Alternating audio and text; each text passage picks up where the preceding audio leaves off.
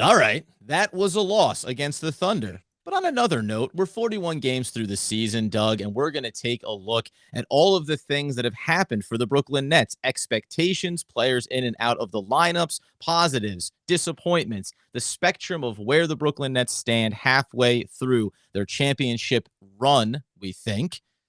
Where do we stand? Let's take the pulse of ourselves on this one. Oh yeah, what game? I don't know. I watched the game, but I'm just gonna I say blacked out. what Let's game? start. I'm done with that. No, halfway through the season, thought this was a cool time to go back and look at where we stand and things that we like, things that we don't like, what to look forward to for the next 41. A lot to talk about here as we take a little bit of a retrospective look around this Nets season. Gonna get into it all, but first, theme music.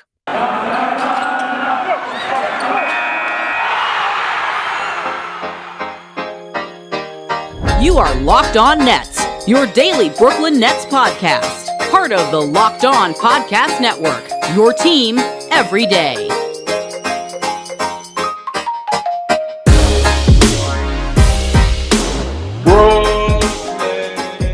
Brooklyn, yo. That's right. It's the Locked On Nets podcast right here on the Locked On Podcast Network. It's your team, the Brooklyn Nets, every single day. That is Doug Norrie, DFSR, owner-operator, blue checkmark, certified fresh on Twitter. All your daily fantasy projections, FanDuel, DraftKings, he's got you covered. I'm Adam Arbrecht, OGP, One Giant Podcast with Andy Makowitz, breaking down the New York Football Giants offseason. And this is going to be a little bit of a mid-season review for the Brooklyn Nets. Exactly 41 games through the season. We're at the midpoint, Doug. We thank everyone for making us their first listen of the day. And yes, Brooklyn Nets played the Thunder at home, though the results on the court may suggest otherwise. Takeaways from that, I guess, will be the jumping off point. But ultimately, we want to talk about the things that we liked about the first half of the season, some of the premises that we were given coming into this year, and really what the Nets have had to navigate over the first half. Yeah, so this game against the Thunder, I don't know if there's a ton we can take away from it. They get totally smoked at home by an OKC team that also that stinks. So I don't think, if this was a regular game, I think we're probably freaking out. I think we can call this anything but a regular game. The Nets are really under it here in terms of the scheduling. This is their 5th game in 7 nights, which is kind of already unprecedented. That's just too many games in too short a time span. And then you couple that with insane travel, like Sunday home, Monday across the country in Portland, then back to Chicago, then back home. And like this doesn't even include the Milwaukee game. So that's just like not the kind of thing that happens in a typical NBA schedule. And I get the guys make a lot of money and stuff like that. So I'm sure that someone's going to ring in and say, "Oh, they're professionals. They should be able to play." Okay, I get it. You don't need to throw that in the comments. This is still when you're a really regimented group of super hyper tuned athletes. This kind of thing is totally off the wall. So I am willing to just kind of like lend up an excuse there and say, "Yeah, this kind of happens. They're playing with a skeleton crew. You lost. You like it not to be the other way. You like to be the other way, but I mean, can you really fault them? This is an insane schedule they've kind of had here, and I'm just not going to do a lot of takeaways from this game. No, listen, ultimately, getting the Chicago win, right? That's you take this loss at home if it means getting that win and seeing kind of this complete product that we've talked about on the court. You have no Kevin Durant. And by the way, you'll take that the commitment to some rest here. No Kevin Durant, no Patty Mills, just for rest. Then it's LMA and it's Claxton due to injury. Obviously, no Kyrie because it's a home game. So you don't have a lot of players out there. Only thing I'm going to throw in from this game is a little bit of surprise in the decision from Steve Nash in the starting rotation. I thought that this game was ripe for Cam Thomas. He didn't play a lot of minutes the game before. He's a scorer. That's what he's built to do. You only have James Harden leading the way. It just seemed like putting him into the starting lineup with Day'Ron and Kessler Edwards and whoever else you want out there, along with Harden, it seemed like the logical choice, and yet we don't really get him going until the end of the first quarter, into the second quarter, essentially. But by that point, again, result probably was going to be the result, but this maybe gets into that bag of just interesting decisions sometimes from Steve Nash.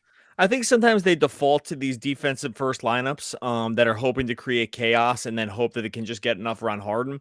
I'm not sure like how many more examples we need to see that they just don't work. So, and I'm not to say that the Cam Thomas thing would have worked either necessarily, but at least you have another scorer. Like we just have seen this too many times. And I agree with you here. If there is one takeaway from this game, I do think those were curious decisions around the Brown Bembry thing, because it's like, hey, this doesn't work. And maybe they thought like the Kessler Edwards piece would stretch the floor a little bit and they would be able to create so much havoc in the defensive end that it would make up for it. But it just hasn't up until this point. And so at that point, I think I'm with you that I would have said, yeah, we can get, 3 defensive first guys out there and then have Cam Thomas, Right. who's kind of a defensive zero, but and even on offensively, like he's a bad screener. Like he doesn't do a ton of other stuff except for score, but it's still fine because he can still hit threes for the most part. He can create his own shot. He takes a little bit of the burden off Harden, where defenses can totally key in on Harden, which they clearly did even here with suboptimal defenders. So I'm totally with you. I really thought I thought there was a chance Cam would get the start or at least see like first rotation minutes, which he actually didn't because they kind of kept Harden in. Well, they kept Harden in, but I thought they would maybe rotate him in to play alongside, but that wasn't really what they did. So I'm with you. I think Nash gets a little bit of a knock for that because it seemed like sort of an obvious choice to try it. But I'm not going to go nuts about this result because I just think it is what it is. And yes, I agree with you. I would have liked to see that. I really, again, the happiest part to me is the Durant piece looked like it was already coming here, and then add in the Patty Mills, right? We come off that last game where he plays 22 minutes, is super effective, and now you say, and also we're going to go ahead and give you extra rest so that this upcoming game is going to be a fresh Durant, a fresh Patty Mills, and I think that in that regard, even if we knock some of this rotation stuff, fine. Again, skeleton crew, what you do like is just saying, sacrifice the game. Now, the add-on piece is stop sacrificing maybe James Harden's minutes. He was there in the last game for 33, could have been 27. He's out there on the floor for a lot of minutes in this game as well. So maybe you want to try to reel those back too. But I do think that this is, if we're talking, mid-season thoughts, it's try to carry some of this over, accept that rest is going to be needed. And it's okay. It's okay just to accept that you're going to lose some of these games. I think from an NBA perspective, the funny thing about this year and probably last year as well, remember, over the last handful of seasons, all the conversations have always been around, scheduled rest games. You can't sit LeBron James. People pay for these tickets, whatever. Now, in the new construct of the NBA and the way the schedule works, it's like no one's going to bust your chops if you sit down a superstar because the schedule kind of dictates that you can, right? Everyone understands 5 games in 7 days with that much travel. Yeah, like you're going to see superstars sit down some games. It's just the nature of the way things have been run. And I'm grateful for that too, because the schedule is kind of a beast at times. And I think all these teams just got smart and said, this is crazy. Like, we don't need to kill ourselves for these games. We can't sit out half the season, but we don't need to play every single game. I kind of credit the Spurs with figuring this out first with Pop. It was like a kind of long running joke. Taking the slings and arrows for quite some time on it. Yeah, like if you do DFS forever, it was called, there was like a verb, they verbed his name into getting popped. Like that was what would happen when guys wouldn't play randomly, and that was before they had lineup, like making sure you had to report your lineups ahead of time, which thankfully gambling got into this, and kind of said, hey, you got to just tell everyone 30 minutes ahead of the game before who's gonna start. And actually it's funny because Nash is actually still one of the worst at this. The Nets are sort of notoriously one of the last to report some of their starting lineups across the league. Again, this is like all neither here nor there. No, but I think that in general, this shift in understanding what sort of needs to happen over the course of a very long season is a good thing for the game. But what you need to, when you agree to that it's better for the game, what you also need to agree with is that there's going to be nights where your championship level team is going to get maybe run by the OKC Thunder, like, because that's just the way it is. And I think in previous years, this would have been an embarrassment of the highest level. I think most Nets fans will agree that the juice probably wasn't worth the squeeze and running everybody out for another night here. And it's funny what you say about Harden too, because with Harden, I'm like, maybe he's still playing his way into shape, so I'm fine with it. like maybe he can go the season. Maybe he can go like 34. It's cool. But also I think there probably is a point where this group is like, hey, we still might actually be able to steal this too, because the Thunder do stink. Yes. And so there's a part where we're gonna rest everybody, and there's still a world where we go out with a W, and we're not gonna kill ourselves to do it. But it wouldn't be the worst thing in the world. So I look, in the end, are we really gonna go totally nuts about this one? No, I'm still riding high off the Chicago thing, so all good. Okay, I know we're gonna talk about some of this other stuff, some mid-season review stuff, where we thought we would be given the context of the season. First, gotta talk to you about our friends over at Bet Online. Bet Online wants to wish you a happy new betting year. There you go. As we continue our march toward the NFL playoffs, the NBA, the second half of the season, Bet Online, the number one spot for all your best sports wagering action for 2022. Getting used to just saying that year. The new year, it's a new updated desktop and mobile website over at Bet Online. You can sign up today. You can grab a welcome bonus, a 50% welcome bonus on your first deposit, but you have to use the promo code Locked On to get started. Just like our podcast network, Locked On football, basketball, hockey, boxing, UFC, sprinkle in some Vegas casino games as well. Don't wait to take advantage of all the amazing offers available for 2022. Bet Online, the fastest and easiest way to wager on all of your favorite sports. Bet Online, where the game starts. As we say, you make us your first listen. Make Locked On Now your second listen. That's local coverage that only the Locked On Nets podcast network can give you, because we got all those experts. As I've been telling you, they work just as hard. Nobody harder than what Doug and I do right here on the Locked On Nets podcast, but just as hard. You get all those great insights from around the league. You can hear about the Thunder upsetting the Brooklyn Nets at home. Go check it out free on all those platforms. Doug, midseason, what if I told you that 41 games into the year, Kyrie Irving would have played 3 games for the Brooklyn Nets. Joe Harris would have played 14 games due to injury. Nicholas Claxton, just 20 games due to injuries and other concerns around it. And that the Brooklyn Nets would be 26-15. Marginally, it looks like now getting called third in the East behind the Miami Heat. But with everything that we've seen coming into this year, 41 games in, would you still say, yeah, I'll take that? That sounds pretty good to me. Well, I'll tell you what I wouldn't have done was to put a mortgage payment down on the 56.5 over piece. Like there has been some chatter on YouTube. People are familiar with the price point that we've gone with entering this year.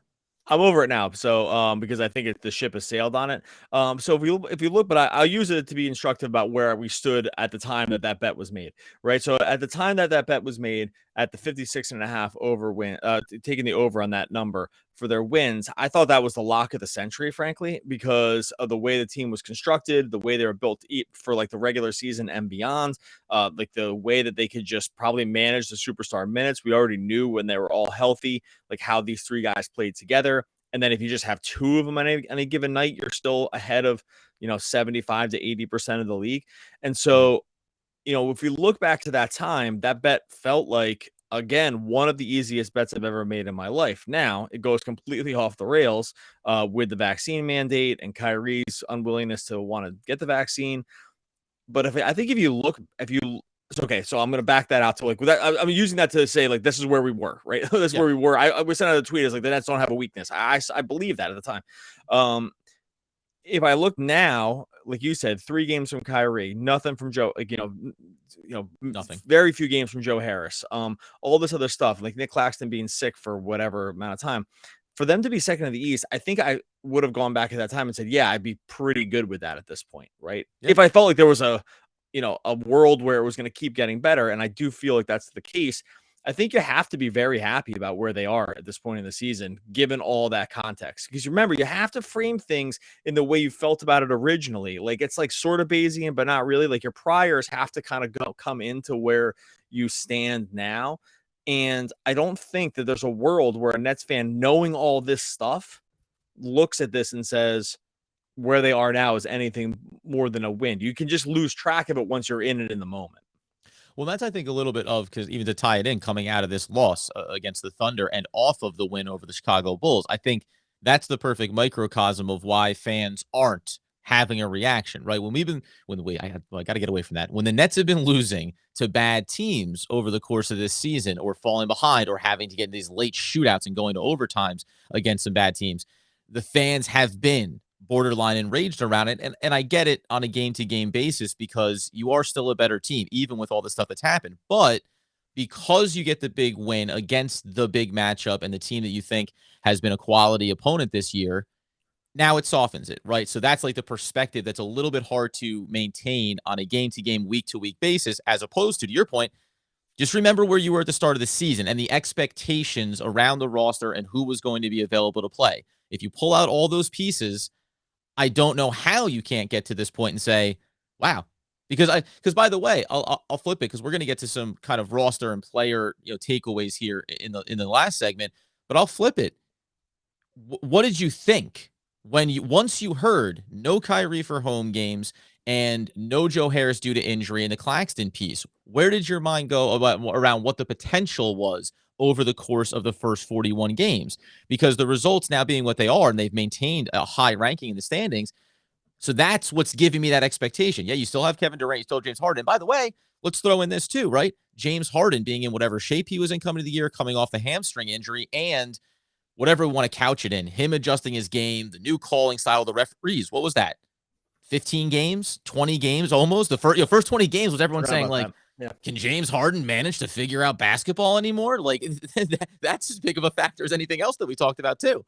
It's so funny because like this is just a testament to how long the season is, because I just totally forgot that was even a thing, and that was like such a huge thing. We did multiple podcasts. I think we did like a week and a half about that, about just like, what's wrong with James Harden and what's going on, and like, you know, the foul thing, and he's gonna get used to it. And it's a nice reminder when you look back at, like they said, the halfway mark here, and say, okay, yeah, remember the thing. It's actually a good reminder too about, hey, remember the thing we thought was the biggest deal ever not that long ago? Like not even a season, like a fall to winter season ago, and that we thought was the biggest thing ever, and now nobody talks about it at all anymore. It's like a good reminder, breakup, right? This is a high school relationship, right? Remember when first like, I dated Ashley Miller for like 6 years, I think. It's like, no, it was like 2 weeks.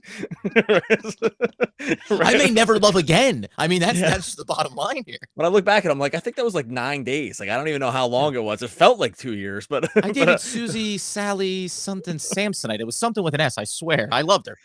No, but like, that's what happens. It's a good reminder to say that the thing you think is like is such a pressing thing in the moment, typically ends up not being that big of a deal. And so now some of these things are macro issues. Like some of these things might not be solved. Like we don't know when Joe Harris is coming back. We don't know if the Kyrie issue is going to work itself out before the season's end, before games really start to matter. So some of these are going to be ongoing things.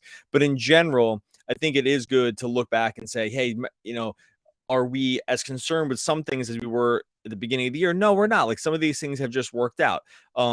And I think if I just, just to kind of wrap this all back into a bow, but I think if I was to look back and say, these are all the contextual things that have gone on with this team since the beginning of the season, are we comfortable just where they are now, right? Yeah. At 26 and 15. Yeah, it's probably not an ideal record, but in the context of the rest of the league, by the way, we didn't even mention all like everyone missing half the season because of COVID. So like that was like, the other thing. Or like that. Right. Yeah, except for that, like, how was the play? Like, so except for those things, I think once you factor all that in and say, a game back or game and a half back in the East of a team that they just waxed when they were full strength, now you have to feel really good about where they are when you boil it all down. And I think the other piece of it is too that I mean, we're not putting this in the context of only the Brooklyn Nets have dealt with any of these issues. Everybody loses players. Everybody has dealt with COVID and the protocols, obviously. But when you look around the league, the teams that you expect to be there at the end, and this is what you learn over the first 41 and probably even earlier than that in the season, is they figure out a way to navigate through it, right? To manage through the issues that come up. You look out at a team like the Lakers, whatever the expectations were coming into the year, they're a 500 team now, and they're trying to figure out what is going to be the solution for this team in the second half of the year to make sure that we're competitive. At no point along this way do I think, although maybe some outside voices have suggested it, we've always pointed back to Vegas numbers and let them guide your perception of a team. But there's been no point over the first 41 that I've had this sense of, boy, I don't know if I look at the Brooklyn Nets and think that they're still a title contender. I've always thought that over the first 41 games. Do I think now, again, are there still areas I'm concerned about? Do I want to know about injuries and players getting back and figuring out rotation? Sure. But there's never been a point where I sat here and thought, I don't know, first round knockout probably. Maybe they take a team to 6. We're like, no, I expect them to be playing the Bucks, in the Eastern Conference Finals or whoever may be there. Like that was always the expectation, with or without the complete roster, with or without Kyrie coming back now part-time. So that I think is the safety valve to always pull back on and take the step away. Because I do, just like a lot of people, game to game can have some pretty heavy reactions that ultimately fall by the wayside after 2 weeks, after 10 games, after 41 games. Well, for sure. We do this every single day. So, like, if you do this every single day, you're going to have big peaks and valleys in terms of your emotions. That makes sense. Like, fans do the same thing. They watch every game. So, every day they have a new opinion. That's just the way it is. I will say I'd rather not meet the Bucks earlier than, or rather not beat the Bucks early, and would rather meet them later because Yeah, they just, they came and just completely smoked the Warriors tonight. I know the Warriors without Draymond Green, but it basically turned that one off at halftime. All right, we're going to get into some of our biggest surprises, biggest disappointments here for the Nets through the first half of the season. First, it's a new year.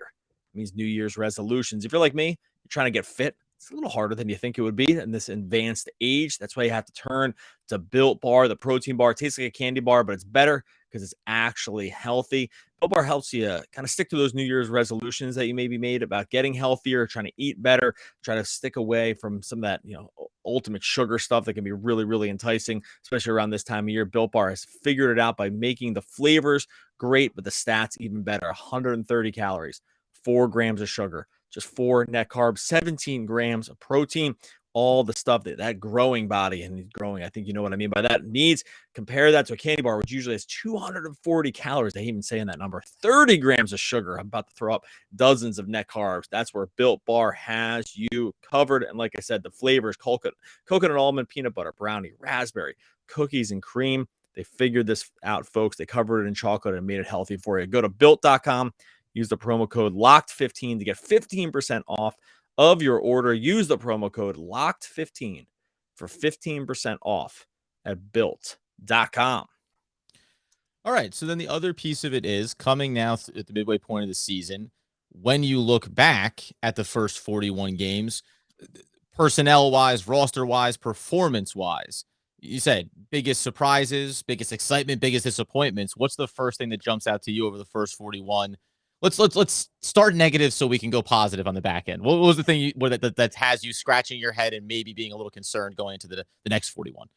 Okay, so I guess we're saying biggest disappointment here. My biggest disappointments or like surprise on the negative side was how little the Nets have gotten out of some of the veterans that were brought in here to like kind of shore up some pieces of like losing Jeff Green and like just needing like veteran presence, sort of like good wing basketball, because they've gotten just nothing out of some of these guys. Like Millsap, I get that he put up a nice stat line here against OKC, and I defended him earlier in the year because I thought there was some stuff in the defensive end that was like still really encouraging. He's been basically a zero, is out of the rotation. James Johnson has really not given much. And so these, I know that's just 2 examples, and they've gotten something from some. Bruce Brown's given them almost nothing this season, I would say. And so He's a big one for me, just from where he was last year to this year. You just assumed that he was safe in his role and then he was important role to fill here. And that's as much as performances of some of these players is also just the reality of, oh, maybe you don't have this critical piece to what the Nets want to accomplish. Yeah, like Blake has had to sit out multiple, a long stretches of games because he just looked like total dust. And so I think that part, which seemed like it was going to be such a positive, I thought, around some the veteran savvy, just enough left in the tank, because we had some clues about what Blake was able to give that when he wasn't in a huge overextended role last year. We're like, okay, this is good. Like these guys aren't overextended. They're just going to be able to lean into these sort of like support roles. The fact that the Nets have gotten so little out of that has been, I'm very surprised by that, because I liked a lot of those signings at the time, and just watching it play out has just been at times been kind of brutal to watch. Frankly, it's been not even bad. It's been like some of the play has been such a negative that it's just been really, really surprising. So it's been counteracted by some of the other good things, but I think in general that is just not. Outside of the early mid-range shooting they got out of the Aldridge, and obviously the flamethrower stuff that they got out of Mills at times, a lot of the off-season moves have not really worked out all that well outside of those primary 2 guys. I'm very surprised by that. Javon Carter, I think is. That's another one. I will say that for the difference in him, my expectations low on him. My expectations weren't through the roof on any of them, but I thought there was going to be this, sort of like this gathering of all these little skills that we're going to get from these guys, but they really haven't even gotten that. They've gotten so little from all of these veterans that it's been kind of startling. Yeah, I think that's more to the point too. And when we get to some of the positives, there'll be some veterans we mentioned there, but it's almost in that same vein of Jeff Green last year and then Blake Griffin last year. It just felt like, oh, veterans will just come in and they'll fill these nice little roles around Yeah. the stars, and it'll all always be good. And for the most part, championship caliber teams with superstars, that's usually it. That usually is how it works. So the fact that an organization, or let's say a GM like Sean Marks, who has usually been so on point with a lot of these moves and smart to get off of guys. I was fine getting off of Landry Shamet, right? Because he didn't fit and the 3-point numbers weren't good enough. And yet, some of the pieces you brought in to replace them haven't necessarily been as successful. I think I'm willing just to leave my biggest disappointment kind of in that, because it's almost couched in the idea of, I'm disappointed that the organization maybe over-evaluated some of the veteran talent that they were going to either be returning or acquiring to fill out this roster that leads to some of the issues that you've had over the first 41. Was that yours? Like it was like in that sort of like that range that were like, yeah, it's just, yeah, because to me it's the idea that there were other moves to make. We know how they are financially, and a little over 4.6 million for Bruce Brown, but that's money right there. Blake Griffin at 2 and change. Now it's couched inside veteran minimums and all the stipulations with the luxury tax and all that stuff, but it doesn't mean that the Nets weren't capable of maybe manufacturing X amount of dollars to obtain one player. And what level would he have been able to play to, and how much more important would he have been? If you're going to spread it out across James Johnson, Javon Carter, Bruce Brown, Blake Griffin, and then these others that have been positives like LaMarcus Aldridge, like Patty Mills, if you're going to spread out the money like that, then you need to show me that it was acceptable to do it. And so far, there's far more veterans that are on the wrong side of the ledger than being on the positive, I think. So that's disappointing given our confidence in Sean Marks and this organization. I think that has to be the overarching disappointment to me. I mean, I guess I'll add another one. I'm disappointed that I haven't seen Kyrie for 41 games. Well, I was wiping that one out, because I was like, yeah. Obviously that's the biggest disappointment of the whole season, is that this has worked out the way it has. I think that just kind of goes without saying. So I that would have clearly been mine too, but Right. we're at a point where it's like, we can't just beat the dead horse anymore. So like, it's just now, yeah, no, 100%. That's why we don't bother with that. But on the positive side, then, the Nets' ability, and you and I talk about this a lot, and I think 9 times out of 10, you're couching my expectations on young players in the right mindset of, takes time, these guys have to develop. And guess what? Tonight, the game against the Thunder was a good example of how, when you take away 2 stars off the court, all of a sudden the rookies have some of their weaknesses exposed, some of those deficiencies come to light. However, while I punish Sean Marks for some of the bad moves I think he made, I thought they executed the draft to perfection. I thought that they brought in guys that make all the sense in the world, and not just the short term, but even the long term for the Brooklyn Nets. Like Day'Ron Sharpe and Cam Thomas and Kessler Edwards, they all can have long-term roles for this team beyond the stars. Not that we want to think at that point right now. So that was an absolute accomplishment. And the couple of veterans that really have obviously worked out, the return of LaMarcus Aldridge out of retirement, and then, of course, Patty Mills. And it's easy to wipe away a lot of the veteran mistakes that you brought in over the offseason, because Patty Mills has been nothing short of excellent and is going to be nothing short of critical for the Nets winning a championship.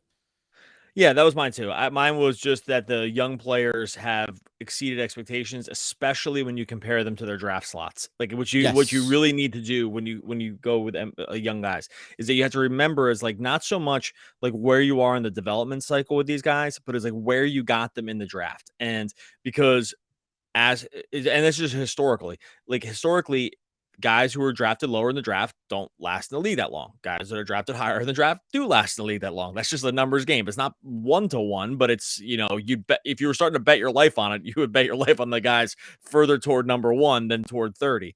And what we've seen from the Nets is that they are just actually very good at this piece. They're very good at identifying talent that's going to fit, that identifying talent that's probably undervalued in some way, that other teams don't want to take a stab on because it's like not going to be sort of like generational talent, or it's not going to, they're trying to like fit every need, and the Nets don't need to fit every need. They can just fit like slots of kind of players. Mm-hmm. And then at that point you can just take a slot on a guy. And so Bembry, by the way, throwing Bembry, I want to make, I almost slip past him, right? That's another one that couches in the positive. Sorry, I know it's not rookies, but yeah, I just completely cut you off to talk about something that wasn't really in the line of thinking we were going on. Let's get back. We'll get notes on that. No, yeah. It's okay. It's all good. No, so anyway, and I was wrapping this up because I was just going to say that, like, I think that an organization like the Nets, one thing you can really hang your hat on for the future is that, like, if you can identify, because they've just been really good at drafting. These guys, like Claxton's, like a total steal, right? Also, Yes. where they got him in the draft, and so I mean, it's not all perfect, but by percentages, especially when you compare the Nets draft picks to the slots to the rest of the league, they've gotten a lot of value over drafting basically low for the last. I mean, how many years? When was the last time they had a lottery pick? Like they haven't. This just hasn't happened for this team because they've been kind of good / great for a bunch of years now. And so the fact that they've been able to identify talent that's already sort of like looking like it's NBA ready ish, which is all you can ask for guys at this age from where they got him in the draft, that's nothing short of a huge win. And I'll credit him because he put this out there, and I'll don't want to pretend like I came up with this, but Matty Brooks made a good point about like the second round picks that the Nets had to give away just to get off the DeAndre Jordan contract. I still would have done it, but yeah, second round picks in the hands of this team is much better than a second round pick in the hands of another team. Like we've already seen that. Like having more draft picks for the Nets is going to work out because they just have been very good at this draft piece. Like the drafting plus the way they develop players is just a surprise that you kind of forget about once you learn about the big three. So that's where I am with this team in terms of the young guys. And it's interesting too because one of the things we'll talk about a little bit in the weeks ahead is that trade deadline looming. The Nets only have 4 draft picks in their stockpile right now. And to your point, right? Well, you're trying to win a championship. Who cares about the assets? And yet we're seeing the sample size of why they can be a little bit more valuable for certain teams than others, depending on how you execute it. The last thing I want to just, I brought up Bembry because we hadn't mentioned him yet, even if it was a bullet through the conversation, to say out of all these guys, Patty Mills and LMA, including Bembry, and then all these rookies, who's been the one that's impressed you the most over the first 41? It's been relatively small on the rookies, obviously, so it may be hard to go with one of them, although I think their upside is easier to look at than some of the results from these veterans. But who's been the most impressive to you based on expectations coming in and then what you've gotten in return? Because for me, I'll just say for LaMarcus Aldridge, I've been incredibly impressed with him. And also, I think he's pretty much hit the mark on what my expectations were for him, right? Be a guy that hits the mid-range, a little bit of spacing, maybe a little more impressive on the defensive end than I anticipated. But that's not necessarily going to be my number one because I had a fairly strong threshold of what I wanted him to do coming in. Yeah, it's just funny about that. I'm not sure there's like one guy because like the obvious answer would be Mills, but I think we thought this is what we're gonna get from him. So I don't think that's the answer. I don't think I can say it about Bembry because I think it's been good I mean, it's been good for what they pay him, and it was a guaranteed contract to start. So I think that like it's all good. I don't know. I'm gonna leave that incomplete. I know that's like not the answer. Yeah, that's not good. We'll get a note on that one too about about just not having an opinion. No, but I think that's fair though because you're on Patty Mills. You're right. Like you had a high bar, or everyone regarded him incredibly highly, and we all kind of had this thought. Once you put him with Harden and KD and Irving, that his game is going to look that much better. So I think that it's hard to really say I was blown away by the fact that Patty Mills looks better with superstars like that. I kind of get. Maybe I'll put it in. I'll have fun with it and say it's Kessler Edwards. He's the lowest draft pick outside of David Duke Jr. being an undrafted free agent they brought in. But as you said, where the draft stock is, Daron Sharp and Cam Thomas are both first round guys. Kessler Edwards is a second round pick. The fact that we just saw him start NBA games for the Brooklyn Nets, and one of them actually being one with everybody else around him and available, that has to be the most impressive thing. Now, the sample size is so small that he can take that out. He can take that away from me at some point. But I'm impressed in both him and ultimately, maybe this is a little bit for the fans to think about. I'm impressed that Steve Nash has gotten to the place where he's starting and using these guys. Sometimes I think, you want to see something different. You want to see something new. We want to see the young players. I want to see the young players, but getting them ready to play so their best foot is forward when they get out there is important. And now when you're excited about the results, I think it's because they took their time getting them there. So I've been on Kessler Edwards. I'll stay on Kessler Edwards. And I hope that what we see over the next, 41 is that he entrenches himself into the starting rotation and becomes a critical member of this championship team. Like that's the dream for me in the second half anyway. All right, this is what you do. You go over to YouTube, you throw in your biggest disappointment, your biggest, the thing you've been most surprised about, thing you liked the most from the season, thing you like the least about it. Throw it in a YouTube comment. YouTube comments We're absolutely popping off again today. You have to go over and subscribe to the YouTube channel. I think we had 50 comments or something like that in there. Just all over the place, good stuff, bad stuff, like with the teams, just like a cool conversation. So make sure you're over on YouTube, subscribe to the channel. I'll put the link in the show notes.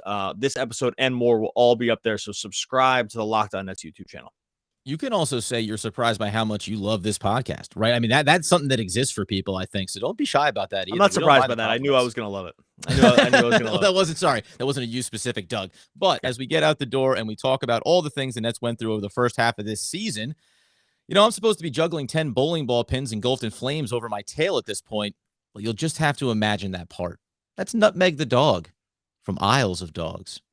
Oh, one of the all-time great poets. We will be back. Was Anderson? We'll be back again tomorrow talking more Brooklyn Nets basketball.